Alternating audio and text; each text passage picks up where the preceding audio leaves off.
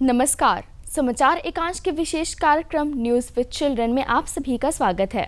मैं हूं आपके साथ ओजस्वी शर्मा। यह कार्यक्रम खास तौर से बच्चों द्वारा बच्चों के लिए बनाया गया है।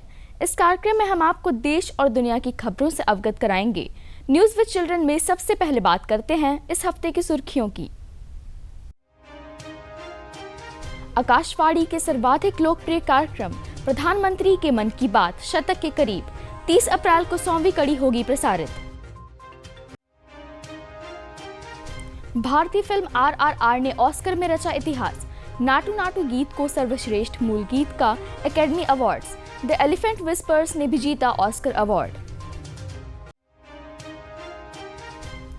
आधार कार्ड में निःशुल्क ऑनलाइन संशोधन करने की मिली अनुमति। UIDAI ने किया अहम फैसला। वर्ल्ड टेस्ट चैंपियनशिप के फाइनल में भारत और ऑस्ट्रेलिया की होगी टक्कर। टीम इंडिया ने बॉर्डर गावस्कर ट्रॉफी सीरीज पर किया कब्जा। और अब खबरें विस्तार से। आकाशवाणी के सर्वाधिक लोकप्रिय कार्यक्रम प्रधानमंत्री के मन की बात शतक के करीब 30 अप्रैल को 100वीं कड़ी होगी प्रसारित। आकाशवाणी के सर्वाधिक लोकप्रिय कार्यक्रम प्रधानमंत्री के मन की बात की 100वीं कड़ी 30 अप्रैल को प्रसारित होगी। 3 अक्टूबर 2014 को विजयदशमी के अवसर पर शुरू किए गए कार्यक्रम के 98 संस्करण पूरे हो चुके हैं। मन की बात कार्यक्रम स्वच्छ भारत, बेटी बचाओ बेटी पढ़ाओ, जल संरक्षण और वोकल फॉर लोकल जैसे सामाजिक मुद्दों को मुखर करता रहा है। इस कार्यक्रम ने खादी, भारतीय खिलौना उद्योग, स्वास्थ्य, आयुष और अंतरिक्ष में स्टार्टअप जैसे मुद्दों को बेहद प्रभावित किया है।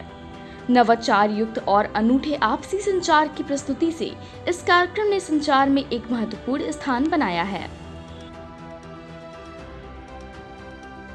भारतीय फिल्म RRR ने ऑस्कर में रचा इतिहास।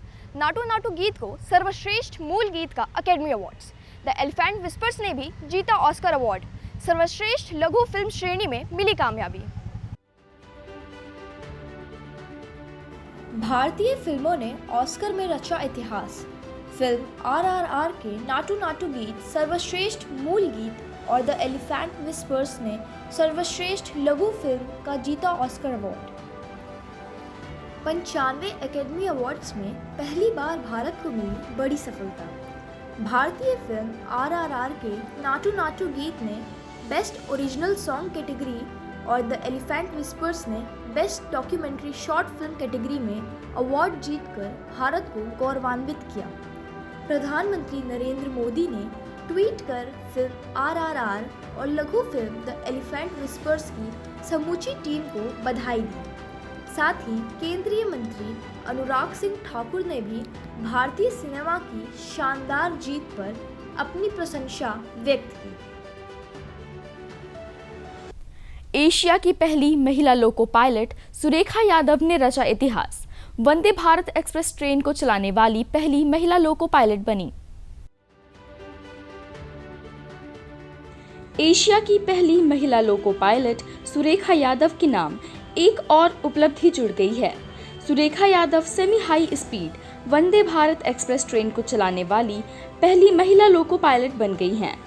उन्होंने सोलापुर स्टेशन और मुंबई के छत्रपति शिवाजी महाराज टर्मिनस के बीच इस सेमी हाई स्पीड ट्रेन का संचालन किया।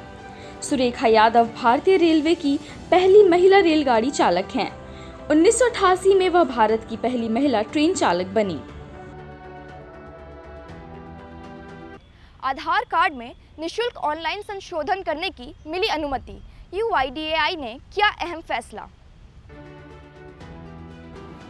भारतीय विशिष्ट पहचान प्राधिकरण UIDAI ने नागरिकों को अपने आधार कार्ड में निःशुल्क ऑनलाइन संशोधन करने की अनुमति देने का निर्णय लिया है। इलेक्ट्रॉनिक्स और सूचना प्रौद्योगिकी मंत्रालय ने बताया कि यह लोगों को सुविधा देने का कदम है, जिसमें लाखों निवासियों को लाभ होगा।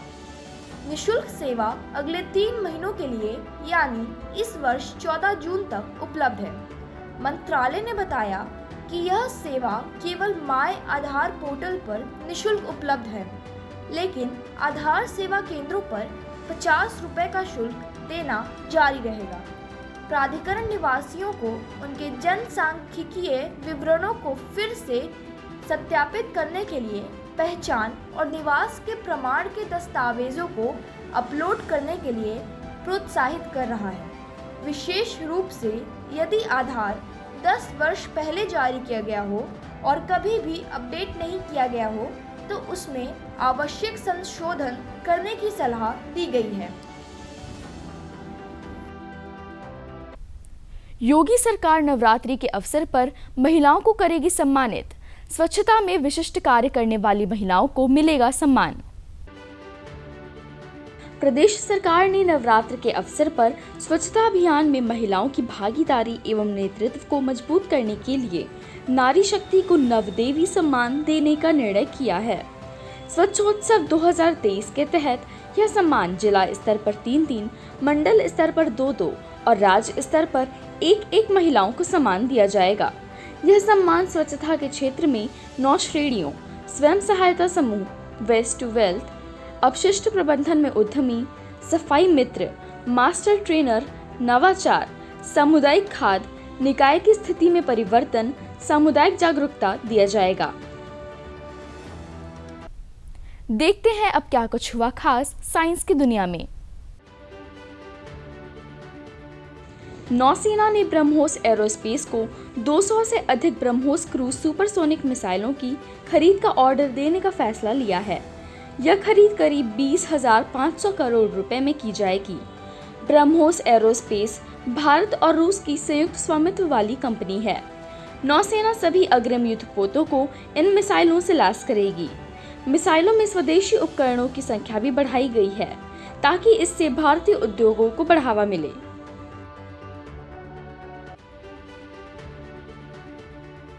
पृथ्वी पर जीवन की उत्पत्ति की जांच कर रहे वैज्ञानिकों ने दावा किया है कि ग्रह पर मौजूद पानी बहुत पुराना है। दरअसल एक नए अध्ययन में कहा गया है कि यह सूर्य से भी पुराना है। अनुसंधान पृथ्वी से 1305 प्रकाश वर्ष दूर एक युवा तारे V883 ओरियोनिस के आसपास जल वाष्प की खोज पर आधारित है।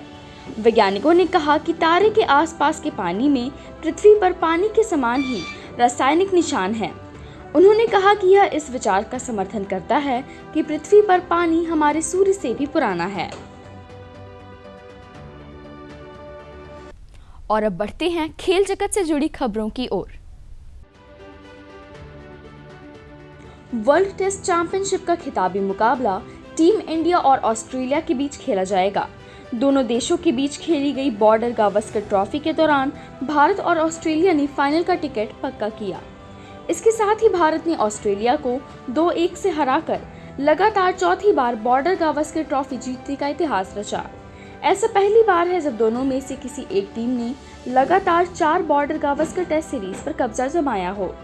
भारत और ऑस्ट्रेलिया विश्व टेस्ट चैंपियनशिप का फाइनल इंग्लैंड के ओवल में 7 से 11 जून के बीच खेला जाएगा।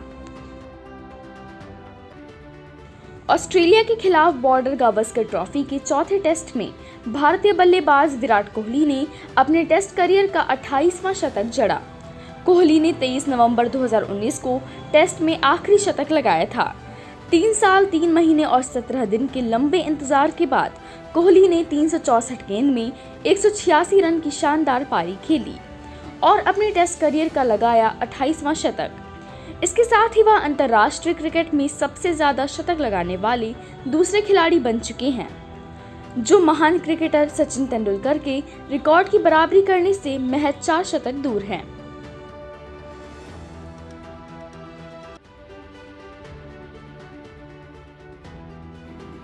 भारत IBA महिला विश्व मुक्केबाजी चैंपियनशिप की मेजबानी कर रहा है।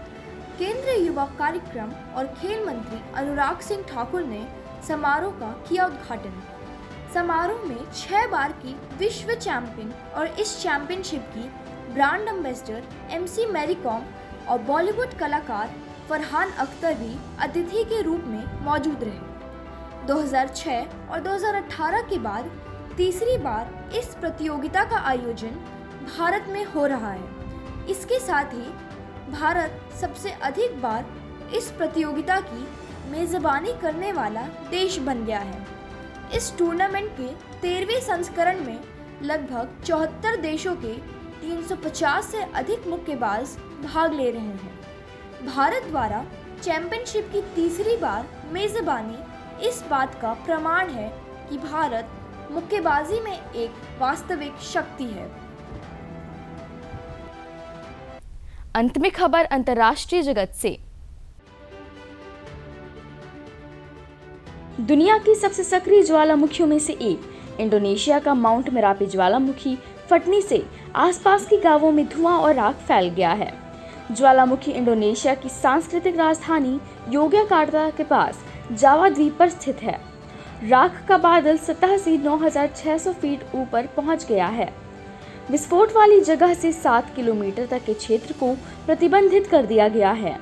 माउंट मेरापी इंडोनेशिया में जावा द्वीप पर एक ज्वालामुखी पर्वत है और इंडोनेशिया में सबसे सक्रिय ज्वालामुखी है।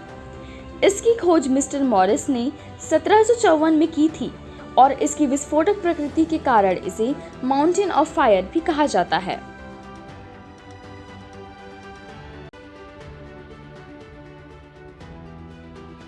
भारतीय मूल की अमेरिकी नागरिक अरुण सुब्रमण्यम को न्यूयॉर्क के दक्षिण जिले में पहला दक्षिण एशियाई जिला न्यायाधीश के रूप में नियुक्त किया गया है। सीनेट के नेता सीनेटर चुक शुम्बर ने ट्वीट में सुब्रमण्यम के नाम की पुष्टि की। उन्हें 37 के मुकाबले 58 मत मिले। सीनेटर शुम्बर ने कहा कि श्री सुब्रमण्यम ने लोगों के संघर्ष में अपना जीवन समर्पित किया। तो वहीं अमेरिकी सीनेट ने राष्ट्रपति जो बाइडेन की ओर से एरिक गारसेटी को भारत में अमेरिकी राजदूत के रूप में नामित करने की पुष्टि कर दी है। कल सीनेट के 52 सदस्यों ने गारसेटी के नामांकन का समर्थन किया, जबकि 42 सदस्यों ने इसका विरोध किया। उत्तर कोरिया ने अपने पूर्वी तट से लंबी दूरी की नाभिकीय मिसाइल का प्रक्षेपण किया। यह मिसाइल ऐसे समय में छोड़ी गई है जब कुछ घंटों बाद टोक्यो में दक्षिण कोरिया और जापान के नेताओं के बीच शिखर बैठक होनी थी। दक्षिण कोरिया ने बताया कि उत्तर कोरिया की मिसाइल सुनान क्षेत्र से छोड़ी गई।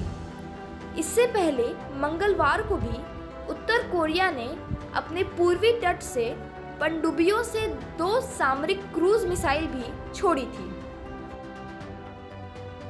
न्यूज़ विद चिल्ड्रन में आज इतना ही। हमें उम्मीद है कि आपको हमारी कोशिश पसंद आई होगी। अगले हफ्ते आपसे फिर से मुलाकात होगी देश और दुनिया की खबरों के साथ। धन्यवाद। देखते रहिए दूरदर्शन उत्तर प्रदेश।